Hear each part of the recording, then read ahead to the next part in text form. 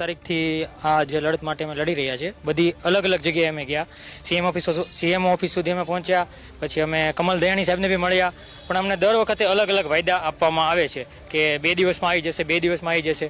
પણ અમારું અમે જે માગણી કરેલી છે કે કેટેગરી વાઇઝ જે રિઝલ્ટ છે અમારું 7 ગણાનું એમને આપવામાં આવે, પણ અત્યાર સુધી અમે 15 દિવસથી એક ધારા બધી જગ્યાએ આવેદનો આપી રહ્યા છીએ, પણ અમને ક્યાંય આપવામાં આવતું નથી. એટલે અમે આજે બધા સ્ટુડન્ટો અહીંયા ગાંધીનગર ભેગા થયા છે. જ્યાં સુધી અમારી માગણી સ્વીકારવામાં નહીં આવે ત્યાં સુધી અમે ગાંધી ચિંજા માગે અહીંયા આંદોલન કરીશું. ગુજરાતમાં પહેલીવાર આ બીઆરટી પદ્ધતિથી આ રીતની આટલી મોટી પરીક્ષા અલગ અલગ 71 શિફ્ટમાં લેવામાં આવી.